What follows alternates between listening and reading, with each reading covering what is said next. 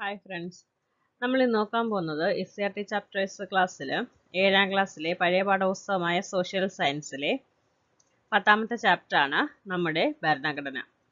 Okay, നമുക്ക് ക്ലാസ്സിലേക്ക് പോവാം. ചെറിയൊരു ചാപ്റ്ററാണ്, എന്നാലും ഒരുപാട് പ്രധാനപ്പെട്ട കാര്യങ്ങൾ ഇതിൽ പഠിക്കുന്നുണ്ട്. ഓക്കെ,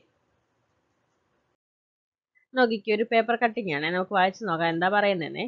രാജ്യം വർണ്ണാഭമായി റിപ്പബ്ലിക് ദിനം ആഘോഷിച്ചു. ന്യൂഡൽഹി. രാജ്യം 65ാമത് റിപ്പബ്ലിക് ദിനം വർണ്ണാഭമായി ആഘോഷിച്ചു. രാഷ്ട്രത്തിനു വേണ്ടി ജീവൻ ബലി കഴിച്ച ജവാന്മാരെ സ്മരിച്ചുകൊണ്ട് അമർ ജവാൻ ജ്യോതിയിൽ പ്രധാനമന്ത്രി പുഷ്പചക്രം അർപ്പിച്ചു. വിശിഷ്ട അതിഥിയോടൊപ്പം എത്തിയ രാഷ്ട്രപതി ദേശീയ പതാക ഉയർത്തി. ദേശീയ പതാക ഉയർത്തിയത് ആരാണ്? രാഷ്ട്രപതിയാണ്. തുടർന്ന് അവാർഡുകൾ വിതരണം ചെയ്യുകയും സായുധ സേനാ വിഭാഗങ്ങളുടെ സല്യൂട്ട് സ്വീകരിക്കുകയും ചെയ്തു. രാജ്പഥിലൂടെ നീങ്ങിയ റിപ്പബ്ലിക് ദിന പരേഡ് ഇന്ത്യയുടെ കരുത്തും സാംസ്കാരിക വൈവിധ്യവും വിളിച്ചോതുന്നതായിരുന്നു.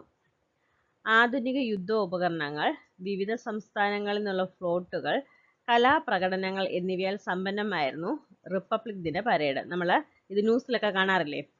നമ്മൾ ജനുവരി 26-നാണ് റിപ്പബ്ലിക് ദിനം ആഘോഷിക്കുന്നത്. അന്ന് ഇത് നമ്മൾ TV-യിൽ ന്യൂസിൽ കാണാറുണ്ടല്ലേ, ലൈവായിട്ട് കാണാറുണ്ട്.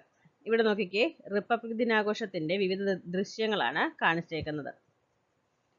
ഓക്കെ, അപ്പോൾ ഇതിൽ നമുക്ക് മനസ്സിലാക്കാൻ കഴിഞ്ഞ എന്താണ്? രാഷ്ട്രപതിയാണ് ദേശീയ പതാക ഉയർത്തുന്നത്. സായുധ സേനാ വിഭാഗങ്ങൾക്ക് ഈ ചടങ്ങിൽ എന്താണ്? അവാർഡുകൾ വിതരണം ചെയ്യാറുണ്ട് അല്ലേ. അതുപോലെ തന്നെ ഇന്ത്യയുടെ സാംസ്കാരിക വൈവിധ്യം വിളിച്ചോതുന്നവയും ഇന്ത്യയുടെ കരുത്ത് തെളിയിക്കുന്നവയുമായ ഫ്ലോട്ടുകൾ ഘോഷയാത്രയിൽ കാണാനായിട്ട് സാധിക്കും. ഓക്കെ, പിന്നെന്താണ്? നമുക്കിനി നോക്കാം. ജനുവരി 26-ആണ് റിപ്പബ്ലിക് ദിനമായിട്ട് ആഘോഷിക്കുന്നത്. ഇനി നമ്മൾ നോക്കുന്നത് എന്താണ് റിപ്പബ്ലിക്? ഓക്കെ, എല്ലാ വർഷവും ജനുവരി 26 റിപ്പബ്ലിക് ദിനമായി ആഘോഷിക്കുന്നു. 1950 ജനുവരി 26-നാണ് ഇന്ത്യൻ ഭരണഘടന ഔദ്യോഗികമായി നിലവിൽ വന്നത്. ഭരണഘടന നിലവിൽ വന്നതോടുകൂടി ഇന്ത്യ ഒരു റിപ്പബ്ലിക്കായി മാറി. തിരഞ്ഞെടുക്കപ്പെടുന്ന ഒരു വ്യക്തി രാഷ്ട്രതലവനായുള്ള സംവിധാനമാണ് റിപ്പബ്ലിക്. എന്താണ്? തിരഞ്ഞെടുക്കപ്പെടുന്ന ഒരു വ്യക്തി രാഷ്ട്രതലവനായുള്ള സംവിധാനമാണ് റിപ്പബ്ലിക്. ഇന്ത്യയുടെ രാഷ്ട്രതലവനായ പ്രസിഡന്റ് തിരഞ്ഞെടുക്കപ്പെടുന്ന വ്യക്തിയായിരിക്കണമെന്ന് ഭരണഘടന പ്രഖ്യാപിക്കുന്നു. ആ പോയിന്റും ഓർത്തു വെക്കണം. ഓക്കെ, ഇന്ത്യയുടെ ആദ്യത്തെ പ്രധാനമന്ത്രി ആരായിരുന്നു? നമ്മൾ കഴിഞ്ഞ ചാപ്റ്റർ പഠിച്ചായിരുന്നു. സ്വതന്ത്ര ഇന്ത്യയായിട്ട് മാറുമ്പോൾ നമ്മുടെ പ്രധാനമന്ത്രിയായിട്ട് സ്ഥാനമേൽക്കുന്നത് ആരാണ്? ജവഹർലാൽ നെഹ്റു ആണല്ലേ. ഇനി നോക്കിക്കേ, ഇവിടെ നോക്ക്, ഡോക്ടർ രാജേന്ദ്ര പ്രസാദ് ഭരണഘടനയിൽ ഒപ്പുവയ്ക്കുന്നു. അടുത്തത് ഭരണഘടന എന്താണെന്ന് നോക്കുന്നേ, കോൺസ്റ്റിറ്റ്യൂഷൻ. ഓക്കെ, എന്താണ് ഭരണഘടന? ഒരു രാഷ്ട്രത്തിന്റെ അടിസ്ഥാന ആശയങ്ങളും തത്വങ്ങളും നിയമങ്ങളും അടങ്ങുന്ന ആധികാരിക പ്രമാണമാണ് ഭരണഘടന. എന്താണ്? ഒരു രാഷ്ട്രത്തിന്റെ അടിസ്ഥാന ആശയങ്ങളും തത്വങ്ങളും നിയമങ്ങളും അടങ്ങുന്ന ആധികാരിക പ്രമാണമാണ് ഭരണഘടന. രാഷ്ട്രത്തിന്റെ ഭരണം നടത്തുന്നതിനുള്ള നിയമങ്ങൾ ആവിർഭവിക്കുന്നത് ഭരണഘടനയിൽ നിന്നാണ്. ഏതൊരു രാഷ്ട്രത്തിലും ഭരണം നടക്കുന്നത് ഒരു ഭരണഘടനയുടെ അടിസ്ഥാനത്തിലാണ്.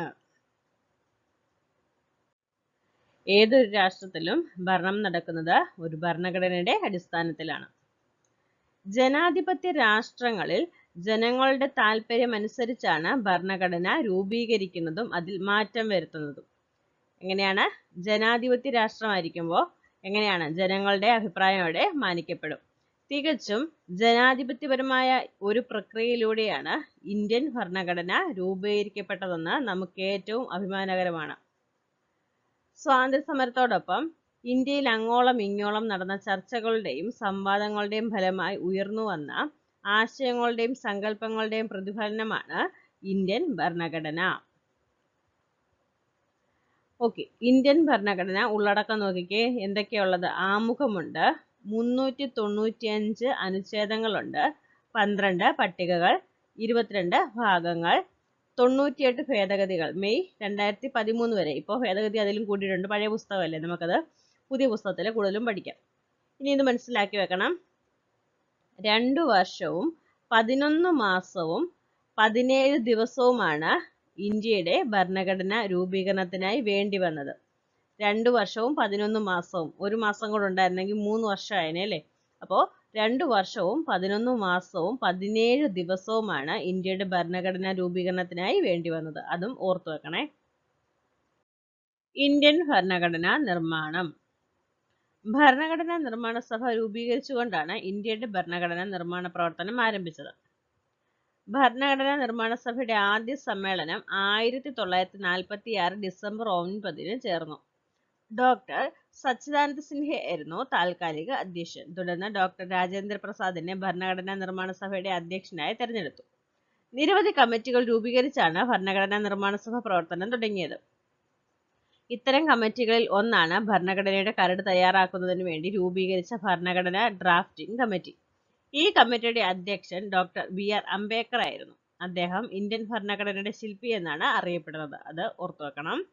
ഭരണഘടനാ നിർമ്മാണ സഭ അംഗീകരിച്ച വിവിധ കമ്മിറ്റികളുടെ റിപ്പോർട്ടിന്റെ അടിസ്ഥാനത്തിൽ ഡോക്ടർ അംബേദ്കറുടെ നേതൃത്വത്തിലുള്ള കമ്മിറ്റി ഭരണഘടനയുടെ ഒരു ഡ്രാഫ്റ്റ്, അതായത് കരട് തയ്യാറാക്കി. വിശദമായ ചർച്ചകൾക്കും സംവാദങ്ങൾക്കും ശേഷം ഭരണഘടനാ നിർമ്മാണ സഭ 1949 നവംബർ 26 ഭരണഘടനയ്ക്ക് അംഗീകാരം നൽകി. അപ്പോൾ ഭരണഘടനയ്ക്ക് അംഗീകാരം നൽകിയത് 1949 നവംബർ 26 എക്സാമിന് വരും. ഈ ദിനം ഭരണഘടനാ ദിനമായി ആചരിക്കുന്നു. എന്നാൽ ഭരണഘടന ഔദ്യോഗികമായി നിലവിൽ വന്നതെന്നാണ് 1950 ജനുവരി 26 അപ്പോൾ ഭരണഘടനാ ദിനമായിട്ട് ആചരിക്കുന്ന എന്നാണ് നവംബർ 26 1949 നവംബർ 26. അപ്പോൾ അത് എക്സാമിന് ചോദിക്കുന്നതാണ് ഭരണഘടനാ ദിനം എന്നാണെന്ന്. അതുപോലെ തന്നെ ഭരണഘടന ഔദ്യോഗികമായി നിലവിൽ വന്ന എന്നാണ് 1950 ജനുവരി 26. ഓക്കെ, അത് മാറിപ്പോവരുത്. അന്നു മുതൽ ഇന്ത്യ ഒരു പരമാധികാര ജനാധിപത്യ റിപ്പബ്ലിക്കായി മാറി. അപ്പോൾ ഇതിനകത്തെ പോയിന്റുകളെല്ലാം പ്രധാനപ്പെട്ടതാണ്. ഓക്കെ, ഭരണഘടനാ നിർമ്മാണ സഭ രൂപീകരിച്ചുകൊണ്ടാണ് ഇന്ത്യയുടെ ഭരണഘടനാ നിർമ്മാണ പ്രവർത്തനം ആരംഭിച്ചത്.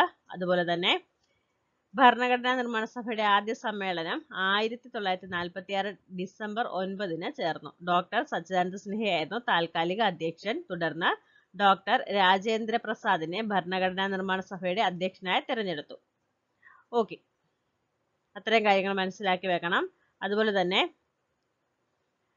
കമ്മിറ്റിയുടെ അധ്യക്ഷൻ ഡോക്ടർ BR അംബേദ്കർ ആയിരുന്നു. അദ്ദേഹത്തെ ഇന്ത്യൻ ഭരണഘടനയുടെ ശില്പി എന്നാണ് അറിയപ്പെടുന്നത്. ഓക്കെ, അംബേദ്കറുടെ നേതൃത്വത്തിലുള്ള കമ്മിറ്റി ഭരണഘടനയുടെ ഒരു ഡ്രാഫ്റ്റ് തയ്യാറാക്കി. നോക്കിക്കേ, ഇവിടെ ഒരു ചിത്രം കാണിച്ചിട്ടുണ്ട്. ജവഹർലാൽ നെഹ്റു ഭരണഘടനയിൽ ഒപ്പുവെക്കുന്നു. ഓക്കെ, നമ്മുടെ ഭരണഘടനയെ കാണുന്നത്. നോക്കിക്കേ, ഭരണഘടനയുടെ ആമുഖം, പ്രിയാമ്പിൾ. ഇത് പ്രധാനപ്പെട്ടതാണ്. ഭാരതത്തിന്റെ ഭരണഘടന ആമുഖം, പ്രിയാമ്പിൾ പറഞ്ഞേക്കുക. എക്സാമിന് ചോദിച്ചിട്ടുണ്ട് പ്രിയാമ്പിൾ എങ്ങനെയാ സ്റ്റാർട്ട് ചെയ്യുന്നതെന്ന്. സ്റ്റേറ്റ്മെന്റ് ആയിട്ട് ചോദിച്ചിട്ടുണ്ട്. ഭാരതത്തിലെ ജനങ്ങളായ നാം, എങ്ങനെയാണ്? ഭാരതത്തിലെ ജനങ്ങളായ നാം, ഇങ്ങനെയാണ് സ്റ്റാർട്ട് ചെയ്യുന്നത്. നമുക്കൊന്ന് വായിച്ചു നോക്കാം. ഭാരതത്തിലെ ജനങ്ങളായ നാം ഭാരതത്തെ ഒരു പരമാധികാര സ്ഥിതി സമത്വ മതേതര ജനാധിപത്യ റിപ്പബ്ലിക്കായി സംവിധാനം ചെയ്യുവാനും അതിലെ പൗരന്മാർക്കെല്ലാം സാമൂഹ്യവും സാമ്പത്തികവും രാഷ്ട്രീയവുമായ നീതിയും ചിന്തയ്ക്കും ആശയപ്രകടനത്തിനും വിശ്വാസത്തിനും മതനിഷ്ഠയ്ക്കും ആരാധനയ്ക്കുമുള്ള സ്വാതന്ത്ര്യവും പദവിയിലും അവസരത്തിലും സമത്വവും സംപ്രാപ്തമാക്കുവാനും അവർക്കെല്ലാം ഇടയിൽ വ്യക്തിയുടെ അന്തസ്സും രാഷ്ട്രത്തിന്റെ ഐക്യവും അഖണ്ഡതയും ഉറപ്പുവരുത്തിക്കൊണ്ട് സാഹോദര്യം പുലർത്തുവാനും സഗൗരവം തീരുമാനിച്ചിരിക്കയാൽ നമ്മുടെ ഭരണഘടനാ നിർമ്മാണ സഭയിൽ ഈ 1949 നവംബർ 26 ഇതിനാൽ ഈ ഭരണഘടനയെ സ്വീകരിക്കുകയും നിയമമാക്കുകയും നമുക്ക് തന്നെ പ്രദാനം ചെയ്യുകയും ചെയ്യുന്നു. നമ്മുടെ ഭരണഘടനയുടെ ആമുഖമാണ്. അപ്പോൾ ഇത് വളരെ പ്രധാനപ്പെട്ടതാണ്. ഇതിനകത്തെ ഓരോ പോയിന്റും മനസ്സിലാക്കി വെക്കണം. ഓക്കെ, നമ്മുടെ ഭരണഘടനയുടെ അടിസ്ഥാന ആദർശങ്ങളും മൂല്യങ്ങളും പ്രതിഫലിക്കുന്നതാണ് അതിന്റെ ആമുഖം. എന്താണ്? നമ്മുടെ ഭരണഘടനയുടെ അടിസ്ഥാന ആദർശങ്ങളും മൂല്യങ്ങളും പ്രതിഫലിക്കുന്നതാണ് അതിന്റെ ആമുഖം. ഭരണഘടനയുടെ ആമുഖം കാവ്യാത്മക ശൈലിയിൽ എഴുതിയത് ഇന്ത്യയുടെ പ്രഥമ പ്രധാനമന്ത്രിയായ ജവഹർലാൽ നെഹ്റു ആണ്. അപ്പോൾ നമ്മുടെ ആദ്യത്തെ പ്രധാനമന്ത്രി എന്ന് പറയുന്നത് ആരാണ്? ജവഹർലാൽ നെഹ്റു ആയിരുന്നു അല്ലേ? അപ്പോൾ അദ്ദേഹമാണ് എന്തെഴുതി തയ്യാറാക്കിയത്? നമ്മുടെ ഭരണഘടനയുടെ ആമുഖം എഴുതി തയ്യാറാക്കിയത്. അത് എക്സാമിന് ചോദിക്കുന്നതാണ്. ഓക്കെ, ഇന്ത്യൻ ഭരണഘടനയുടെ സത്തയും ഭരണഘടനയുടെ താക്കോലുമാണ് ആമുഖമെന്ന് പറയാം. ഭരണഘടനയുടെ ഉദ്ദേശവും ലക്ഷ്യവും ആമുഖത്തിൽ വ്യക്തമാക്കുകയും കൃത്യമായി പ്രഖ്യാപിക്കുകയും ചെയ്യുന്നു.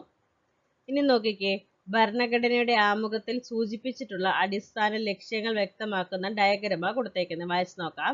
ഇന്ത്യൻ ഭരണഘടനയുടെ ആമുഖം ലക്ഷ്യങ്ങൾ എന്തൊക്കെയാണ്? പരമാധികാരം, സ്ഥിതിസമത്വം, മതേതരത്വം, ജനാധിപത്യം, റിപ്പബ്ലിക്. നമുക്ക് ഓരോന്നിനെ കുറിച്ച് നോക്കാം. പരമാധികാരം, ബാഹ്യവും ആഭ്യന്തരവുമായ കാര്യങ്ങളിൽ തീരുമാനമെടുക്കുന്നതിന് രാഷ്ട്രത്തിനുള്ള അധികാരം. സ്ഥിതിസമത്വം, സമൂഹത്തിലെ സാമൂഹ്യ സാമ്പത്തിക രാഷ്ട്രീയ അസമത്വങ്ങൾ കുറച്ച് സാമൂഹ്യനീതി ഉറപ്പാക്കുന്നു. മതേതരത്വം എന്ന് പറഞ്ഞാൽ എന്താണ്? ഇഷ്ടമുള്ള മതത്തിൽ വിശ്വസിക്കുന്നതിനും പ്രചരിപ്പിക്കുന്നതിനും പൗരന്മാർക്കുള്ള അവകാശം. രാഷ്ട്രം ഒരു മതത്തോടും വിവേചനം കാണിക്കില്ല. രാഷ്ട്രത്തിന് ഔദ്യോഗിക മതമില്ല. ജനാധിപത്യം, ജനങ്ങൾ തെരഞ്ഞെടുക്കുന്ന ജനപ്രതിനിധികളിലൂടെ ഭരണം നടക്കുന്നു.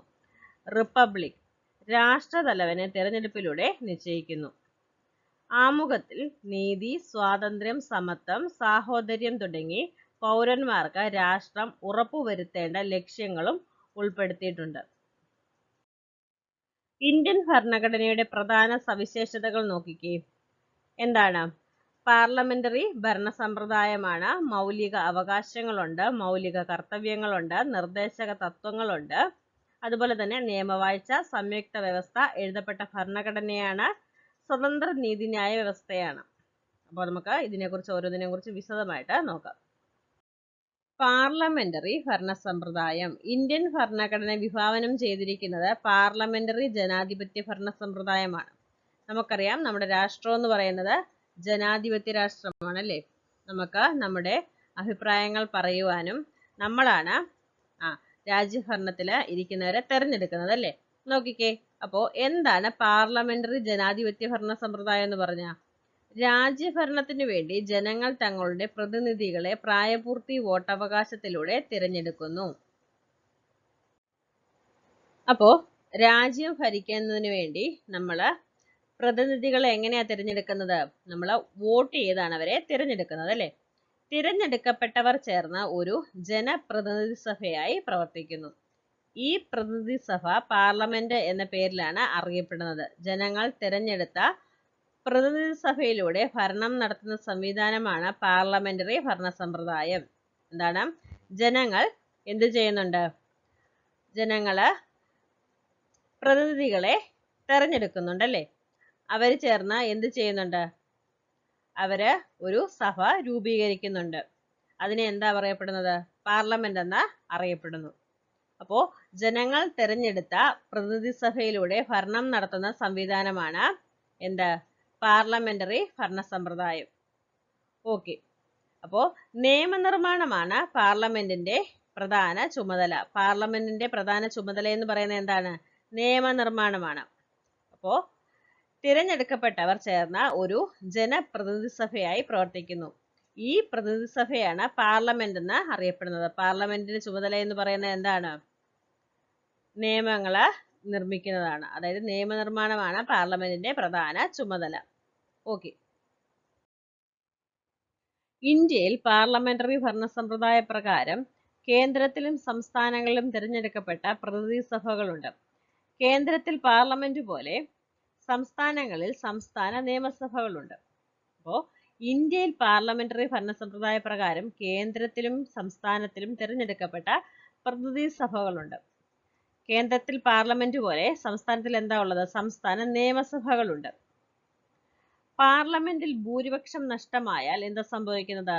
പ്രധാനമന്ത്രിക്കും മറ്റു മന്ത്രിമാർക്കും അതുപോലെ തന്നെ സംസ്ഥാന നിയമസഭകളിൽ ഭൂരിപക്ഷം നഷ്ടമായാൽ മുഖ്യമന്ത്രിക്കും മറ്റു മന്ത്രിമാർക്കും അധികാരത്തിൽ തുടരാൻ പറ്റത്തില്ല. ഭരണാധികാരികളുടെ മേൽ ജനങ്ങൾക്കുള്ള അധികാരവും നിയന്ത്രണവും അവർ തിരഞ്ഞെടുക്കുന്ന പ്രതിനിധികളിലൂടെ പാർലമെന്ററി ഭരണ സമ്പ്രദായം ഉറപ്പാക്കുന്നു. ഇതിൽ നിന്നും വ്യത്യസ്തമായി ജനങ്ങൾ നേരിട്ട് ഭരണത്തലവനെ തിരഞ്ഞെടുക്കുന്ന സംവിധാനമാണ് പ്രസിഡൻഷ്യൽ സമ്പ്രദായം. അപ്പോൾ ഇതിൽ നിന്ന് വ്യത്യസ്തമായിട്ടാണ് ജനങ്ങൾ നേരിട്ടാണ് ഭരണത്തലവനെ തിരഞ്ഞെടുക്കുന്നത്. അതിനെയാണ് എന്ത് പറയുന്നത്? പ്രസിഡൻഷ്യൽ ഭരണ സമ്പ്രദായം.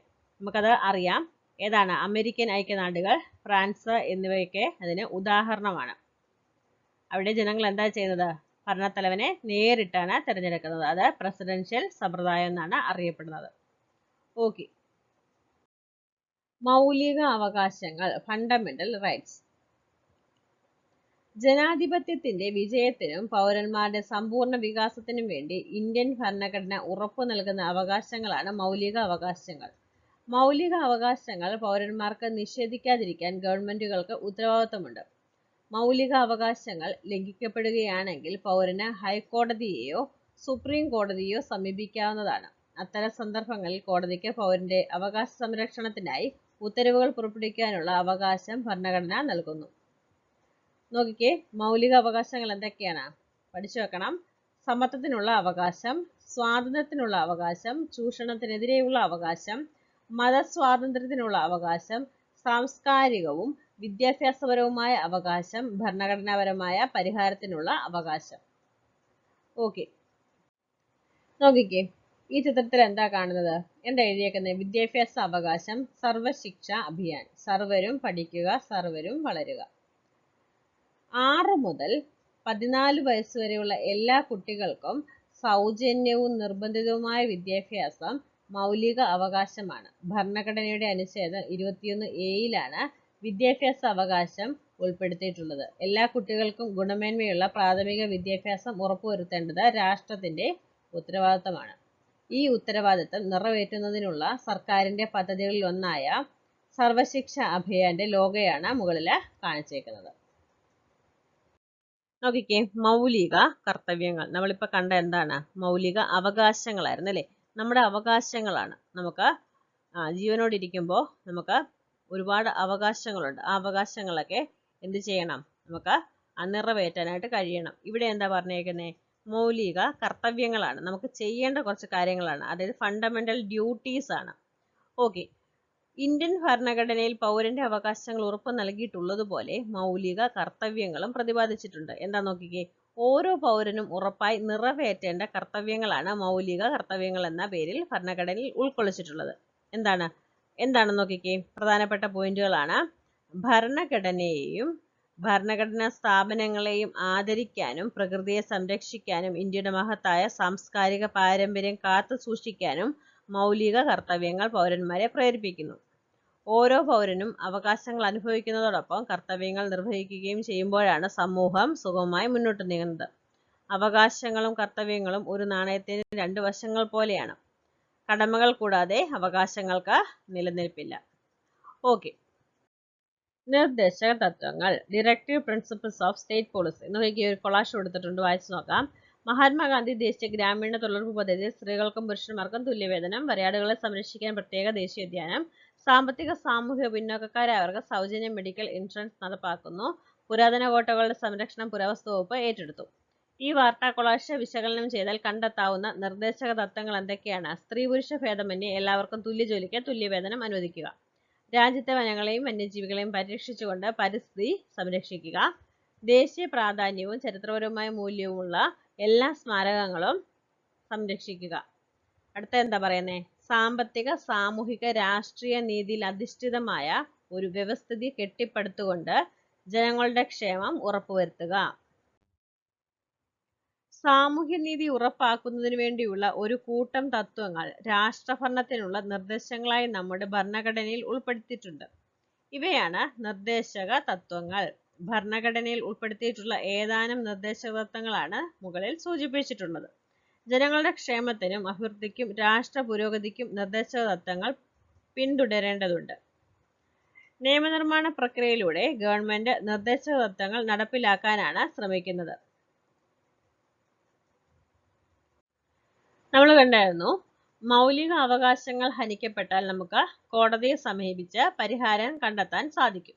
എന്നാൽ നിർദ്ദേശക തത്വങ്ങൾ നടപ്പാക്കുന്നതിനായി കോടതിയെ സമീപിക്കാനായിട്ട് പറ്റത്തില്ല. ഗവൺമെന്റിന്റെയും ജനങ്ങളുടെയും ഇച്ഛാശക്തിയുടെ അടിസ്ഥാനത്തിലാണ് ഇവ നടപ്പാക്കപ്പെടുന്നത്. ഓക്കെ, അടുത്തത് നിയമവാഴ്ച. നിയമത്തിന് മുന്നിൽ എല്ലാവരും സമന്മാരാണ്. എന്താണ് ഇതിനർത്ഥം? ജനാധിപത്യ സംവിധാനത്തിൽ ആരും നിയമത്തിന് അതീതരല്ല. എല്ലാവരും നിയമത്തിന് വിധേയരാണ്. ജനാധിപത്യ ചിന്തയുടെ വളർച്ചയോടുകൂടിയാണ് നിയമവാഴ്ച എന്ന ആശയം ഉയർന്നു വന്നത്. നിയമവാഴ്ച അതിന്റെ പരിഷ്കൃതവും ആധുനികവുമായ രൂപത്തിൽ വികസിച്ചു വന്നത് ബ്രിട്ടീഷ് ഭരണഘടന അടിസ്ഥാനമാക്കിയാണ്. എല്ലാ ആധുനിക ജനാധിപത്യ രാജ്യങ്ങളും ഇന്ന് ഈ ആശയത്തെ അടിസ്ഥാനമാക്കുന്നു. നമ്മുടെ ഭരണഘടന ഈ ആശയം പരിപൂർണമായി ഉൾക്കൊള്ളുകയും നടപ്പിലാക്കുകയും ചെയ്യുന്നു. അടുത്ത നോക്കിക്കേ, സംയുക്ത ഭരണവ്യവസ്ഥ, ഫെഡറൽ സിസ്റ്റം. നോക്കിക്കേ, വായിച്ചു നോക്കാം. ഭക്ഷ്യസുരക്ഷാ ബിൽ പാസാക്കി. ന്യൂഡൽഹി. ഭക്ഷ്യസുരക്ഷാ ബിൽ പാർലമെന്റ് പാസാക്കി. സംസ്ഥാന ഗവൺമെന്റുകളുടെയും പ്രാദേശിക ഭരണ സ്ഥാപനങ്ങളുടെയും പങ്കാളിത്തം ഉറപ്പാക്കുന്നതിനുള്ള മാർഗരേഖ തയ്യാറാക്കി. ഇപ്പോ വാർത്തയിൽ നിന്ന് നമുക്ക് മനസ്സിലാക്കാൻ കഴിയുന്നത് എന്താ നോക്കിക്കേ. 2013 പാർലമെന്റ് അംഗീകരിച്ച നിയമമായ ഒരു പ്രധാന ബില്ലാണ് ഭക്ഷ്യസുരക്ഷാ ബിൽ. ഇന്ത്യയിലെ എല്ലാ ജനവിഭാഗങ്ങൾക്കും ഭക്ഷ്യലഭ്യത ഉറപ്പുവരുത്തുകയാണ് ഇതിന്റെ ലക്ഷ്യം. കേന്ദ്ര ഗവൺമെന്റിന്റെ ഈ നിയമം സംസ്ഥാനങ്ങളുടെ സഹകരണത്തോടെയാണ് നടപ്പിലാക്കുന്നത്. സംസ്ഥാന ഗവൺമെന്റുകൾ ഇത് നടപ്പാക്കാൻ ശ്രമിച്ചുകൊണ്ടിരിക്കുകയാണ്. ഇങ്ങനെ കേന്ദ്ര, സംസ്ഥാന, പ്രാദേശിക ഗവൺമെന്റുകൾക്ക് അധികാരം പങ്കിട്ട് നൽകുന്ന ഒരു ഭരണരീതിയാണ് ഇന്ത്യയിൽ ഉള്ളത്. ഇത് സംയുക്ത ഭരണവ്യവസ്ഥ എന്നാണ് അറിയപ്പെടുന്നത്. സംയുക്ത വ്യവസ്ഥയിൽ നിന്ന് വ്യത്യസ്തമായി എല്ലാ അധികാരങ്ങളും കേന്ദ്ര ഗവൺമെന്റിൽ നിലനിർത്തുകയാണെങ്കിൽ അതിനെ ഏകായത്ത ഭരണവ്യവസ്ഥ എന്ന് പറയുന്നു. വിസ്തൃതവും പ്രാദേശിക വൈവിധ്യം നിറഞ്ഞതുമായ ഒരു രാജ്യമാണ് ഇന്ത്യ. ഈ വൈവിധ്യത്തെ ഉൾക്കൊണ്ട് രാജ്യത്തെ ഒന്നിച്ചു നിർത്താൻ ഫെഡറൽ ഭരണ സംവിധാനം സഹായിക്കുന്നു. എഴുതപ്പെട്ട ഭരണഘടന, റിട്ടൺ കോൺസ്റ്റിറ്റ്യൂഷൻ. നമ്മുടെ ഭരണഘടന ഒരു പുസ്തക രൂപത്തിൽ എഴുതി തയ്യാറാക്കിയിട്ടുള്ളതാണ്. ലോകത്തിലെ ഏറ്റവും വലിയ എഴുതപ്പെട്ട ഭരണഘടനയാണ് ഇന്ത്യയുടേത്. എക്സാമിന് ചോദിക്കുന്ന പോയിന്റാണ്. ലോകത്തിലെ ഏറ്റവും വലിയ എഴുതപ്പെട്ട ഭരണഘടനയാണ് ഇന്ത്യയുടേത്. ലോകത്ത് എഴുതപ്പെട്ടിട്ടുള്ളതും എഴുതപ്പെടാത്തതുമായ ഭരണഘടനകൾ നിലവിലുണ്ട്. എഴുതപ്പെടാത്ത ഭരണഘടന എന്നതുകൊണ്ട് എന്താ അർത്ഥമാക്കുന്നത്? അത് പുസ്തക രൂപത്തിൽ തയ്യാറാക്കപ്പെടാത്ത ഒരു രേഖ എന്നർത്ഥമേ ഉള്ളൂ. ഇത്തരം ഭരണഘടനയിൽ ഭരണഘടനാപരമായ നിയമങ്ങൾ, ചട്ടങ്ങൾ മുതലായവ, രാജശാസനകൾ, കോടതി വിധികൾ, ആചാരങ്ങൾ, കീഴ്വഴക്കങ്ങൾ എന്നീ രൂപങ്ങളിൽ നിലകൊള്ളുന്നു. ഇവിടെ നോക്കിക്കേ, എഴുതപ്പെട്ട ഭരണഘടനയും എഴുതപ്പെടാത്ത ഭരണഘടനയും കൊടുത്തിട്ടുണ്ട്. ഏതൊക്കെ രാജ്യങ്ങളിലാണ് ഉള്ളത് നോക്കിക്കേ. എഴുതപ്പെട്ട ഭരണഘടന ഇന്ത്യ, അമേരിക്കൻ ഐക്യനാടുകൾ, ഓസ്ട്രേലിയ, ബ്രസീൽ, ദക്ഷിണാഫ്രിക്ക. എഴുതപ്പെടാത്തതോ ബ്രിട്ടൻ, ഇസ്രായേൽ, ഫ്രാൻസ്, ന്യൂസിലൻഡ്. ഇത് പഠിച്ചു വെക്കണേ. സ്വതന്ത്ര നീതിന്യായ വ്യവസ്ഥ, ഇൻഡിപെൻഡന്റ് ജുഡീഷ്യറി. പൗരന്മാരുടെ അവകാശങ്ങൾ സംരക്ഷിക്കുന്നതിന് സ്വതന്ത്രമായ ഒരു നീതിന്യായ സംവിധാനം നമ്മുടെ രാജ്യത്തുണ്ട്.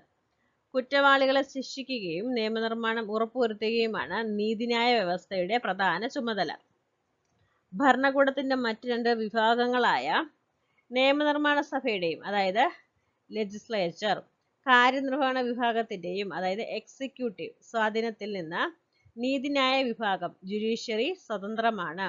ഇത്തരത്തിലുള്ള സ്വതന്ത്രമായ നീതിന്യായ വ്യവസ്ഥ ഇന്ത്യൻ ഭരണഘടനയുടെ സവിശേഷതയാണ്. നോക്കിക്കേ, ഇന്ത്യൻ നീതിന്യായ വ്യവസ്ഥയുടെ അധികാര ശ്രേണിയാണ് കൊടുത്തേക്കുന്നത്. ഏറ്റവും ടോപ്പിൽ ഏതാണ്? സുപ്രീം കോടതിയാണ്, പിന്നെ ഹൈക്കോടതിയാണ്, പിന്നെ ജില്ലാ കോടതി വരും, പിന്നെ സബ് കോടതി, അതിനുശേഷമാണ് മുൻസിഫ് കോടതിയും മജിസ്ട്രേറ്റ് കോടതിയും വരുന്നത്. അപ്പോൾ ഇന്ത്യയിലെ പരമോന്നത നീതിപീഠം എന്ന് പറയുന്നത് ഏതാണ്? സുപ്രീം കോടതിയാണ്. സംസ്ഥാനങ്ങളിലെ ഏറ്റവും ഉയർന്ന കോടതി ഏതാണ്? ഹൈക്കോടതിയാണ്.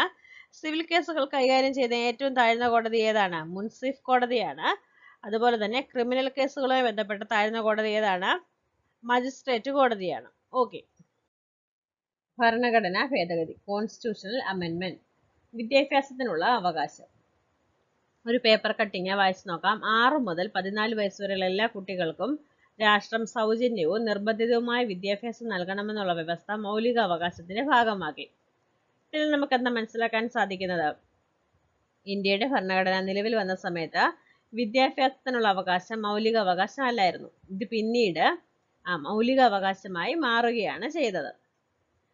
അപ്പോൾ ഓർത്തു വെക്കേണ്ട പോയിന്റ് ആണ്, 2002 പാർലമെന്റിൽ അവതരിപ്പിച്ച ഭരണഘടനാ ഭേദഗതിയിലൂടെയാണ് വിദ്യാഭ്യാസ അവകാശം മൗലിക അവകാശമായി മാറിയത്. എന്നാണ് 2002 പാർലമെന്റിൽ അവതരിപ്പിച്ച ഭരണഘടനാ ഭേദഗതിയിലൂടെ. ഭരണഘടനയിൽ കൂട്ടിച്ചേർക്കലുകളും ഒഴിവാക്കലുകളും നടക്കാറുണ്ട്. ഇതിനെ ഭരണഘടനാ ഭേദഗതി എന്നാണ് വിളിക്കുന്നത്. കാലഘട്ടത്തിനനുസരിച്ച് ഭരണഘടനയിൽ മാറ്റങ്ങൾ വരുത്താൻ പാർലമെന്റിന് അധികാരമുണ്ട്. എന്നാൽ ഭരണഘടനയുടെ അടിസ്ഥാന തത്വങ്ങൾ ഒരിക്കലും മാറ്റാൻ കഴിയില്ല. സ്വത്തവകാശം ഭരണഘടന നിലവിൽ വന്നപ്പോൾ മൗലിക അവകാശമായിരുന്നു. സ്വത്തവകാശം എന്ന് പറയുന്നത് ഭരണഘടന നിലവിൽ വന്നപ്പോൾ എന്തായിരുന്നു? മൗലിക അവകാശം ആയിരുന്നു. എന്നാൽ പിന്നീട് 44-ാം ഭരണഘടനാ ഭേദഗതിയിലൂടെ മൗലിക അവകാശത്തിൽ നിന്ന് എടുത്തു കളഞ്ഞു. ഈ ഒരു പോയിന്റും പ്രധാനപ്പെട്ടതാണ്, എക്സാമിന് ചോദിക്കുന്നതാണ്.